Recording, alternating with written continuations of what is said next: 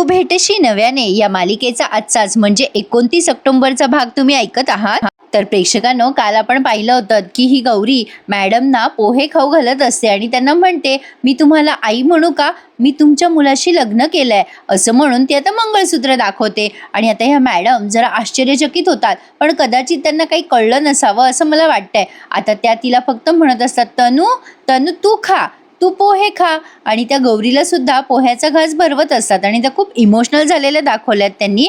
त्यांना तन्वीची आठवण येत असते गौरीला बघून सारखं सारखं। आणि आता ती गौरी त्यांना पाणी वगैरे पाजते, त्या पाणी मागतात, छान दाखवलंय। आणि आता गौरी त्यांना म्हणते, मी इथेच राहणार आहे। आणि त्यांना पुन्हा एकदा असं वाटतंय की जणू काही त्यांची तन्वीच त्यांच्या समोर आहे आणि त्यांना तन्वीचा भास होत असतो आणि त्या तन्वी आहे या भावनेनेच खूप खुश होत असतात आणि त्यांच्या डोळ्यातून आनंद अश्रू येत असतात।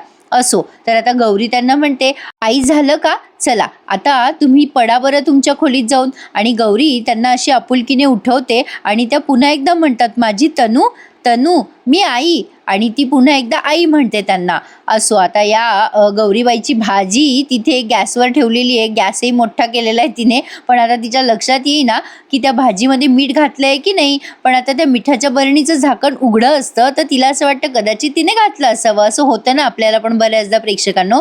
असो, आता गौरीच्या बाबांना मात्र पावलोपावली घरी गौरीची आठवण येत असते। आता तो मन्या पोहे खात असतो तेव्हा त्याला गौरीची आठवण येते। तो म्हणतो, मला गौरीताईला भेटायचंय। ती काकू म्हणते, काही गरज नाही आता गौरीताईची आठवण काढायची, गेली ती। पण आता पोहे खाता खाता मन्याला लागतो ठसका। मग गौरीचे बाबा म्हणतात, गौरी अगं किती मिरच्या घातल्यास बाळा तू पोह्यामध्ये। आणि ते विसरूनच जातात की गौरीचं लग्न झालंय। आता मन्याला ते पाणी वगैरे देतात, पण आता ही काकू ठरवते, काहीही झालं तरी या दोघांना गौरीचं लग्न मान्यच करायला लावणार आहे मी। यांनी जर असं केलं नाही तर आमचा फायदा कसा होणार ना। काही झालं तरी या दोघा नवरा बायकोला गौरीचं लग्न मान्य करावंच लागेल। बघा कोणाचा काय फायदा तर कोणाचा काय फायदा। या काकूच्या इंटेन्शनमुळे गौरी तिच्या आई वडिलांच्या जवळ येईल हेच पुरेसं आहे। तर बघूयात पुढे काय काय घडतंय।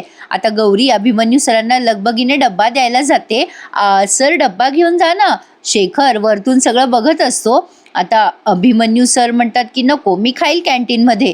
गौरी म्हणते, तिथलं कुक चेंज झालाय ना आता कॅन्टीन मधला, तुम्हाला तिथली टेस्ट आवडणार नाही ना। हा डब्बा मी बनवलाय माझ्या हाताने, घ्या ना। अभिमन्यू सर डब्बा घ्यायला लागतात तेव्हा त्यांना बसतो चटका। गौरी म्हणते, बापरे चटका बसला तुम्हाला, बघू बरं। आता अभिमन्यू सर म्हणतात, तुला नाही बसला का चटका, तू पण डब्बा हातात धरला होता ना। शेखरला या दोघांना बघून बघून त्याला जास्ती त्याचा जीव जळतोय। तो विचार करतोय, या दोघांचा चालू आहे चांगला रोमांस, पण माझी रागिणी ती बिचारी नुसती चटके सोसतीये, ते पण विदाऊट रोमांस। गौरी अभिमन्यू सरांच्या हाताला पाणी लावते आणि म्हणते, अरे देवा माझ्या लक्षातच नाही आलं। तेव्हा अभिमन्यू सर म्हणतात, तुला गरम नाही लागत आहे। गौरी म्हणते, मला सवय आहे। आता अभिमन्यू सर तिला विचारतात, तुला कॉलेजला नाही यायचंय का। गौरी म्हणते, हो यायचंय कॉलेजला, पण घरातनं मला जरा कामं आहेत। आता लगेच हे सर म्हणतात, कसली कामं आहेत तुला, त्या मंजुताई येतात ना स्वयंपाकाला, त्यांचं काय झालं। शेखर म्हणतो, मला नाही माहिती काही, पण अर्पिताने हिला बरीच कामं सांगितलेली आहेत। आता अभिमन्यू सर म्हणतात शेखरला, ठीक आहे मी अर्पिताशी बोलेन, पण गौरी तू लवकर आवर आणि कॉलेजला यायला निघ बरं, चल लवकर। आता असं म्हणून त्यांनी ठरवलंय की गौरीला सोबतच न्यायचे कॉलेजला। पण आता शेखर गौरीकडे असा रागाने बघतो आणि निघून जातो। ही गौरी बिचारी झालीये कन्फ्युज्ड। आता ती विचार करते, आता या अभिमन्यू सरांनी ना पावसाची स्पर्धा केली पाहिजे। घडीत बरसता काय, घडीत एकदम चांगले काय वागता, म्हणजे पलमे तोला पलमे माशा असे आपले अभिमन्यू सर आहेत असं तिला म्हणायचंय। आता ती विचार करते, गौरी बडबडत नको बसू, पटकन आवर लवकर। आता शेखरला विचारते ती, दादा तुम्हाला चहा पाणी देऊ का। शेखर म्हणतो, नाही मला नकोय। आता शेखर ती गौरी गेल्यानंतर त्या रागिणीला पुन्हा एकदा कॉल करून बघतो, पण ही रागिणीचा फोन अजूनही स्विच ऑफच आहे। त्यामुळे शेखर वैतागलेला असतो, काय ही रागिणी नेहमीच फोन बंद ठेवते, हिचं नशीब बंद पडलं इथे। प्रेक्षकांनो, आजचा भाग तुम्हाला बघायला खूपच आवडेल। अभिमन्यू सर आणि गौरी दोघे जण आता सोबत कॉलेजला जात आहे। पण तुम्हाला एक म्हणजे सरप्राइझिंग गोष्ट सांगू का, कॉलेजमध्ये कोणालाच माहिती नाहीये की या दोघांचं एकमेकांशी लग्न झालंय, पण तिथे ना एक वेगळीच मजा घडली आहे। आता बघत राहा। गौरी आता गाडीवर आहे अभिमन्यू सरांसोबत आणि आता तिला असं मोह आवरला नाही सरांच्या खांद्यावर हात ठेवण्याचा। आता सर तिला मध्येच थोडंसं बाजूला गेल्यावरती खाली उतरवतात आता गौरी म्हणते काय झालं, गाडी पंक्चर झाली का, पेट्रोल संपलंय का गाडीमधलं. अभिमन्यू सर आणि तिच्यामधला हा संवाद खूप सुरेख दाखवलाय त्यांनी.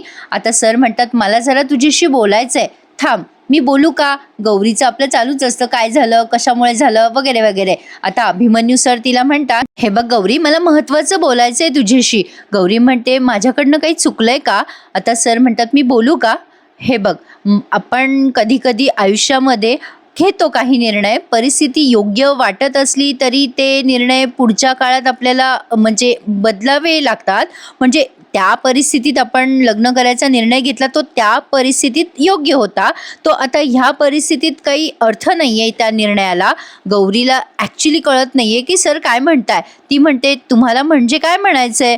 अभिमन्यू सर स्पष्टच बोलतात की हे बघ गौरी, मी तुला ह्या नात्यामध्ये काहीही देऊ शकणार नाहीये, साधे सुखाचे क्षण सुद्धा नाही. हे बघ रात्रीच मी तुला सांगितलंय की आपल्या दोघांमध्ये नवरा बायकोचं नातं नसणार आहे, रॅदर ते कधी निर्माणच होऊ शकणार नाहीये. आता गौरी म्हणते हे बघा सर, पण आता सर म्हणतात हे बघ माझं बोलणं पूर्ण झालेलं नाही अजून, मला बोलू देत. आता ते पुढे म्हणतात हे बघ माझ्याशी संसार करून तुझ्या हाती काहीही लागणार नाहीये गौरी. हे बघ आपल्या दोघांचं नातं ना मृगजळासारखं आहे. म्हणजे तू कितीही या नात्याच्या मागे धावत राहिलीस ना तरी तुझ्या हातात काहीही लागणार नाहीये. आपल्या नात्याला ना काही अर्थ आहे ना काही भविष्य आहे, आणि सगळ्यात महत्त्वाचं म्हणजे तुझ्या पुढे तुझं अख्खं आयुष्य आहे. माझ्यामुळे तुझ्या आयुष्याचं जर नुकसान झालं ना तर ते मला नाही चालणार. गौरी आता पुढे पुन्हा बोलत असते. अभिमन्यू सर म्हणतात मी सांगितलंय का तुला बोलायला, थांब जरा. हे बघ माझा निर्णय झालाय की मला तुला या नात्यामध्ये बांधून ठेवायचं नाहीये. हे बघ गौरी, तू आपलं नातं मागे टाकायला तयार हो, आणि तुला यासाठी जी काही मदत लागली, जी काही तुला भविष्यात मदत हवी आहे ती सगळी मदत करायला मी तयार आहे, पण तू हे नातं विसरून जा, असं त्यांना स्पष्टपणे गौरीला सांगायचंय. पण आता गौरी म्हणते नाही सर, तुम्ही तुमचा निर्णय देऊन मोकळे झाले आहात, पण मी ह्या पवित्र नात्यामध्ये बांधली गेली आहे. गौरी तिचं मंगळसूत्र सरांना दाखवत हे सांगत असते. आता अभिमन्यू सर म्हणतात तू मूर्ख आहेस का, काय बोलतेस हे. हे बघ नवरा बायकोच्या पवित्र नात्याबद्दल माझं काही म्हणणं नाहीये. मंगळसूत्र ही तुझ्या पायातली बेडी ठरणार आहे गौरी. गौरी आता तिथून निघून जात असते. तेव्हा अभिमन्यू सर म्हणतात गौरी ऐक माझं, समजून घे. अगं गौरी नीट समजून घे, या सगळ्यामध्ये तटस्थपणे बघायची गरज आहे. अगं या नात्याला काहीही भविष्य नाहीये, ते अख्ख्या जगासमोर सांगायची काय गरज आहे. हे बघ कॉलेजमध्ये आपल्या दोघांचं लग्न झालंय हे आपण कळू द्यायला नाही पाहिजे. गौरी आता अभिमन्यू सरांकडे बघतच राहते. तर आता अभिमन्यू सर म्हणतात की हे बघ या सगळ्यांचा त्रास तुला जास्ती होईल. लोकांनी तुझ्याविषयी नाही ती चर्चा केलेली मला नाही चालणार गौरी. हे बघ ते मंगळसूत्र आहे ना ते काढून ठेव आता. गौरी म्हणते सर मला या नात्यामध्ये अडकून ठेवायचं नाही, हा निर्णय तुम्ही घेतलाय, पण मला या नात्यात अडकायचंय की नाही हा निर्णय माझा आहे, त्यामुळे मी मंगळसूत्र काढून ठेवणार नाहीये. गौरीने अगदी ठामपणे तिचा निर्णय अभिमन्यू सरांना सांगितलाय. खरंच गौरी खूपच समजूतदार आणि काय सांगू प्रेक्षकांनो, खूपच गोड आहे गौरी. तर असो, तिने तिचा निर्णय अभिमन्यू सरांना सांगितलाय. पण आता बघूयात प्रेक्षकांनो ह्या नात्याचं पुढे भविष्य तरी काय आहे. तर आता कॉलेजमध्ये गेल्यावरती त्यांनी एक सीन दाखवलाय की अनु आहे समोर, काही फ्रेंड्स आहेत गौरीचे. गौरीला पाहून ते खूप खुश होतात. गौरीचं लग्न झालंय म्हणून अनु नाचायला लागते. अनु गौरीचं खूप कौतुक करते, खूप गोड दिसते वगैरे वगैरे, आणि म्हणते की तू कशी काय कॉलेजला आलीस. मग आता गौरी म्हणते अगं हो म्हणजे जाणार होते मी लग्न झाल्यावर, पण आता तेवढ्यात तिकडनं ती डॉली आली आहे. गौरी सांगते की आता प्लॅन बदललाय आमचा, आम्ही आता इथेच थांबणार आहोत. आता ही डॉली येऊन उगाचच तिला नावं ठेवत असते नेहमीप्रमाणे. काय ग गौरी तू इथेच आहेस, तू तर लग्न करून निघून जाणार होतीस ना. अगं बाई हिला नवऱ्याने सोडलं वाटतं. हे म्हणजे बेगानी शादी में अब्दुल्ला दिवाने, हिला काय करायचंय त्या गौरीची. आता लगेच ती डॉली म्हणते एवढं लग्न बिग्न केलं, आम्हाला काही बोलवलं नाही, तू कशी काय बोलवशील म्हणा. नाही रात्रभर प्लेटचा हिशोब करण्यातच तुला वेळ गेला असेल ना, का तुझ्या लग्नातच तुला पुऱ्या बिऱ्या तळाव्या लागल्या. पण आता अनु म्हणते जाऊ दे सोड त्या डॉलीला, तू उखाणा घे ना गौरी. आणि ते तिचा मित्र विचारतो गौरीचा तुझे आहो कसे दिसायला सांग ना आम्हाला. आता ही अनु खूप आग्रह करते बरं का त्या गौरीला उखाणा घे. आता त्यावरनं ना जरा गंमतच घडते. ही डॉली पण आग्रह करते, म्हण म्हण म्हण ना उखाण्यात तुझं नाव. नाही म्हणजे आम्हाला कसं कळणार तुझा नवरा कोण आहे. आता गौरीला आठवतं की अभिमन्यू सरांनी सांगितलंय की कॉलेजला नाही कळू द्यायचं, आपण दोघं नवरा बायको आहे म्हणून. आता गौरी विचार करते, बापरे आता सरांचं नाव कसं घेऊ. आता सगळेजण खूप आग्रह करायला लागतात, घ्या ना नाव घ्या ना. आता तिकडनं अभिमन्यू सर आलेत आणि हे अभिमन्यू सरांना बघितल्या सगळेचे सगळे भिर मागच्या मागे चालले जातात आणि ही डोळे लावून तिथे उखाणा घेत बसते. अडकलीये मी राजी खुशी असं काहीतरी तिने अभिमन्यू सरांचं नाव न घेता उखाणा घेतलाय आणि आता इकडे तिकडे बघते तर सगळे पळून गेलेले असतात. आता अभिमन्यू सर दिसतात तिला मागे वळाल्यावर. आता ती म्हणते सॉरी आणि आता ते अभिमन्यू सर तिच्याकडे रागाने बघतात आणि निघून जातात. गौरी विचार करते, खाल्ली मी माती आल्या आल्या. प्रेक्षकांनो, आता या पुढच्या सीनसाठी तुम्ही एक एक लाईक करूनच टाका. बघा काय धमाल घडली आहे. आता हे अभिमन्यू सर म्हणतात, प्रिन्सिपल सर तुम्ही मला बोलवलं.